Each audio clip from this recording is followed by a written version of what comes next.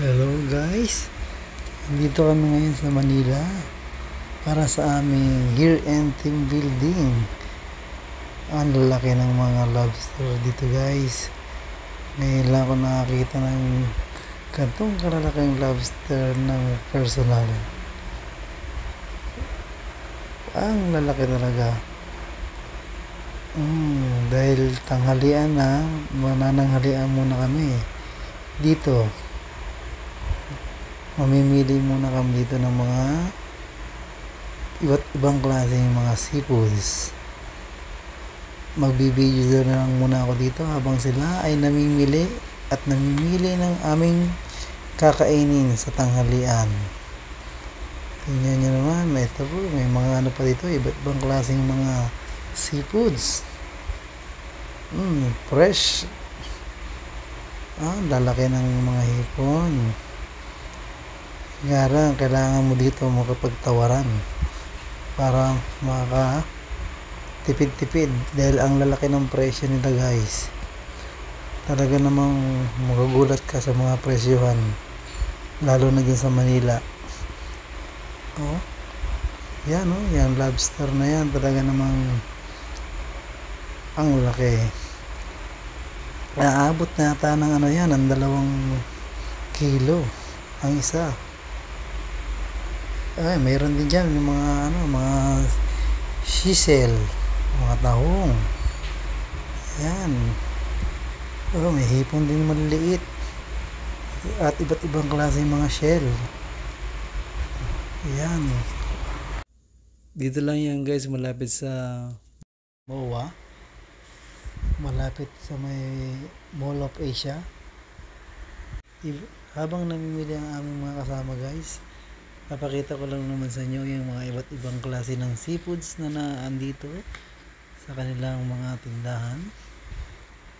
Talaga namang matutuwa ka sa makikita mo na talagang fresh at ang lalaki ng kanilang mga seafoods. Dito po lang yan. Ito po yung mga area nila ng kanilang mga tindahan. Andyan po kami at namimili po sila dyan. Tanghali na po yan. Ayan na po si Eagle. Dinaan na lang po sa sayaw ang kanyang gutom. Gutom na yan. At dito po yan sa Banagan Fresh Seafoods. Ayan, ang lalaki ng mga kamay ng lobster, hipon. Sunod-sunod na guys yung mga tindahan nila dyan na puro mga naka-seafoods. Ikaw na lang ang mga maghahanap ng mga murang presyuhan.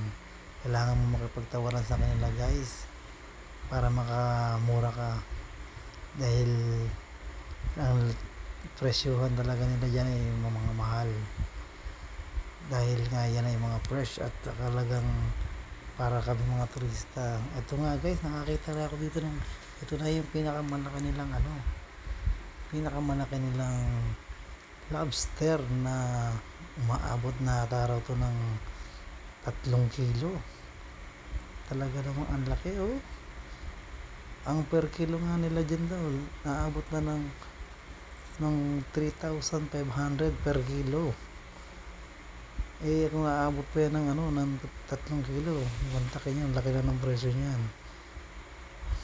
Yan laki pero hindi naman namin bibili niyan guys, sobrang mahal na yan.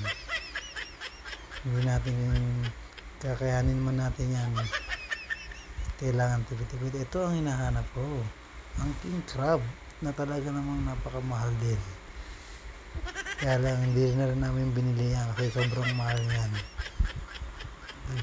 Picture. Ito, nabuti naman nakapag-picture pa ako, nakapag-video, nakapag-selfie din sa lobster. Shoutout kay Kuya, nagpa-picture na pwede siya magpa-picture sa kanyang napakalaking lobster. Tingnan naman, napakalaki. Personal na nahawakan ko yan guys. At ito pa isa wow, napakalaking crab. Buhay na buhay pa yan guys. Sarap talagang kainin yan. Ito, mayroon din ka dito mga may maliit, iba't ibang klaseng size ng mga crabs. Yan, Ang sarap talaga yan. Ang tataba pa. Yun guys, tapos na kami makapamili sa aming mga kakainin panghalian. At waiting na lang kami sa pagluluto nito. Hanggang dito na lang guys ang ating video. Maraming salamat sa mga nanonood. Thank you.